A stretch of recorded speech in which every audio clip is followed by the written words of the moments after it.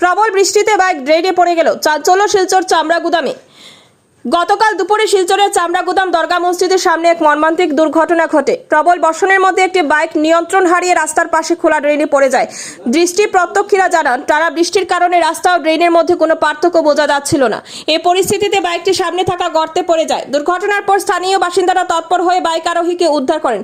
স্থানীয়রা অভিযোগ করেন, ড্রেনগুলির উপরে ঢাকনা না থাকায় এমন দুর্ঘটনা বারবার ঘটছে, অথচ প্রশাসনের দৃষ্টি আকর্ষণ করা সত্ত্বেও ব্যবস্থা নেওয়া হয়নি। এ ঘটনায় এলাকা জুড়ে ক্ষোভ ও উদ্বেগের সৃষ্টি হয়েছে। অনেকেই দ্রুত মেরামতি ও রক্ষণাবেক্ষণের দাবি তুলেছেন।